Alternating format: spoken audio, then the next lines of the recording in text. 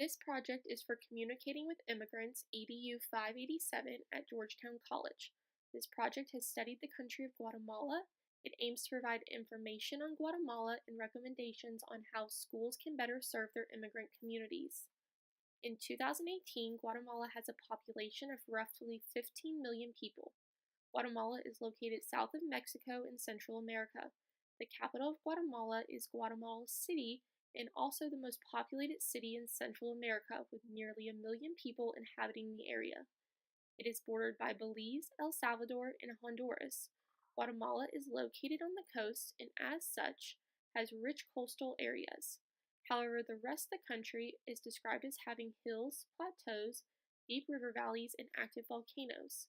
The climate of Guatemala is described as usually comfortable. Temperatures stay somewhere around 72 degrees depending on a person's elevation at the time. The seasons are described as a wet season and a dry season in the country. From November to April is the dry season, followed in May to December is the wet season. This is when the country sees its rainfall. Guatemala runs the risk of being hit by hurricanes during hurricane season.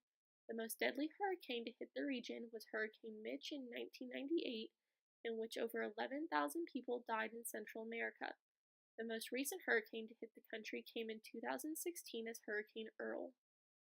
Guatemala is rich in history. Prior to colonization by the Spanish, Guatemala was most well known for the Maya civilization located within its modern-day borders.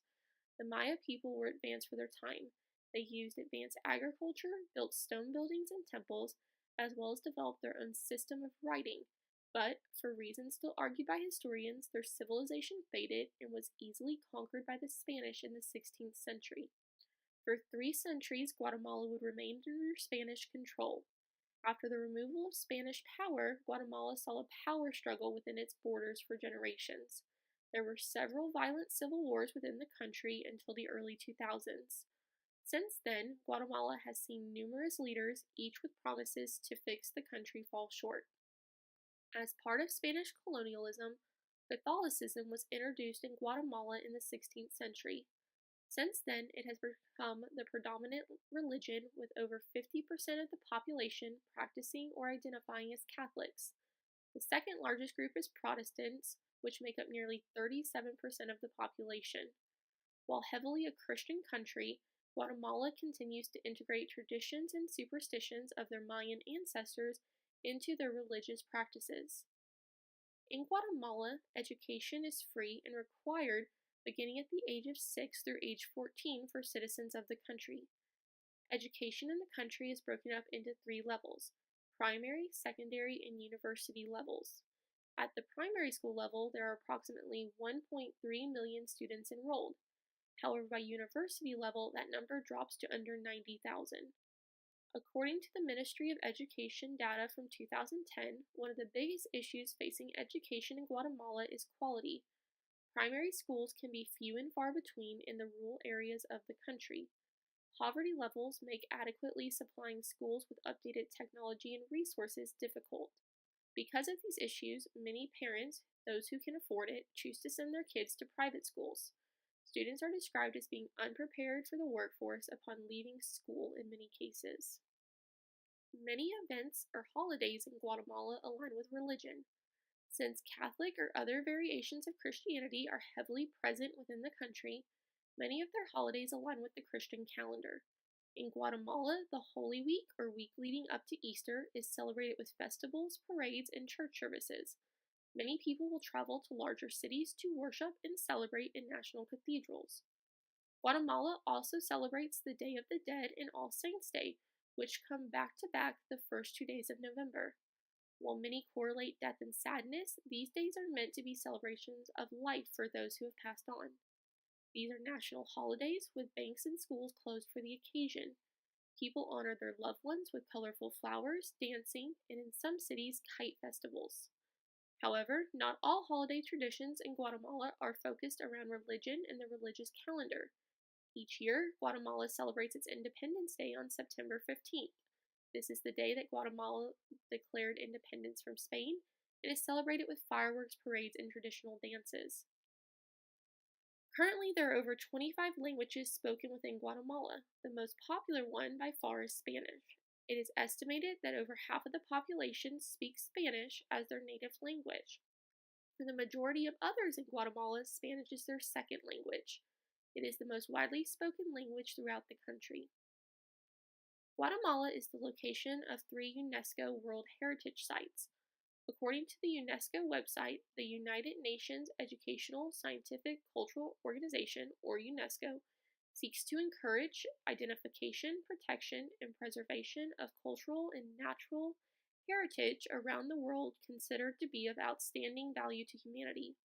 Many people travel to Guatemala to view these sites. They include the Spanish-style city of Antigua and the Mayan ruins. These sites are described as tourist attractions and draw a large number of visitors each year. During the first 7 months of 2018, Guatemala reported seeing 1.4 million tourists. It is also reported that 80% of visitors to the country in July 2018 described their purpose for being in Guatemala as tourism. Currently, the United States government has issued a Level 2 travel warning for American citizens heading to Guatemala, which advises travelers to exercise extreme caution. The rise in violence and crime are cited as reasons for the increased risk. Guatemala is part of a growing trend in immigration to the United States. According to the most recent data from 2007 to 2015, immigration from Honduras, Guatemala, and El Salvador to the United States grew by 25%. People from Guatemala seeking to resettle in the United States are processed at the United States Embassy in Guatemala City. In order to apply for the immigrant visa, residents of Guatemala have to meet certain criteria or be selected in a lottery for approval to travel to the United States. Because of the hurdles associated with the immigration process from Guatemala, there's been an increase in immigrants coming to the United States without the proper visas. Reasons cited for leaving Guatemala for the United States include lack of jobs, the hope of a better life for children, violence, and the opportunity to chase the American dream. According to the 2017 Human Rights Report, Guatemala's most significant human rights violations include arbitrary arrest and detention, widespread government corruption, trafficking of persons, and children engaged in the worst forms of child labor. In 2015, statistics showed that roughly 500,000 immigrants made the journey to America on the train system that travels through Mexico. These immigrants, seeking a new life in the United States, are forced to hop on moving trains and ride on top for the journey. They often face the dangers of falling off or violence. Another commonly used method for the journey to the United States is hiring a coyote or smuggler to help get across the southern border of the United States. The use of these services can, on average, cost $20,000 a person, but are worth the cost according to sources, when the alternative is living in fear of poverty in Central America. The other growing trend in Guatemala revolves around unaccompanied minors making the trip from their home to the United States. In 2014, roughly 17,000 unaccompanied minors crossed into Texas from Guatemala. Within the next 30 years, it is predicted that half of the school-aged children will speak a language other than English at home. With this in mind, it is important that schools adapt and train to meet the needs of these students. In addition to meeting the needs of the students in the classrooms, schools must also be willing to accept the cultural diversity that will be brought to their school, as well as invite in the families of these students. Having schools that are culturally responsive to students starts with having good leadership in the school district. Leadership starts with the superintendent or school board who set the vision for the district. These individuals set the tone for how the district will integrate EL programs and the allotted funding for said programs. In addition to the district leadership, the school principal sets the tone for the school building. School principals should lead by example and express the value diversity brings into their school building. In order to empower their staff and faculty to work with EL students, the leadership should be offering space and time for teachers to attend professional developments related to the matter. There should also be a space created for teachers to collaborate with the EL teacher in order to best meet the needs of the students. Allowing teachers the opportunity to develop their education in regards to ELL will benefit both the student and the school. In addition to having a culturally responsive leadership, the classroom has to be responsive to the needs of the student. Since the classroom is where students will spend the majority of their time at school, it is important that their diversity is viewed as an asset and not a hindrance.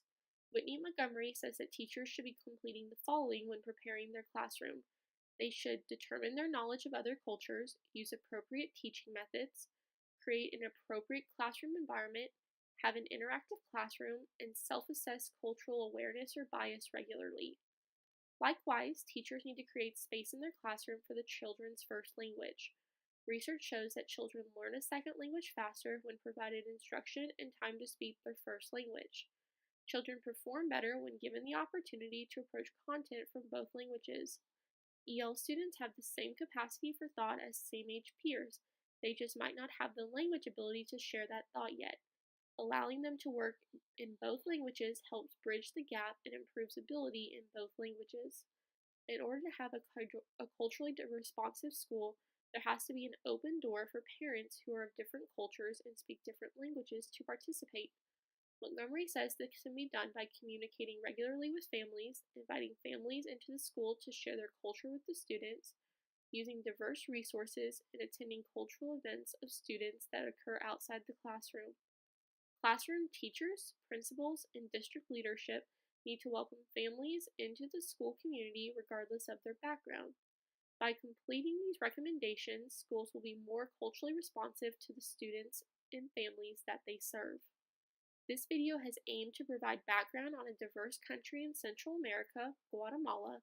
It has also provided suggestions for how to create more culturally responsive schools in response to the growing number of culturally diverse students.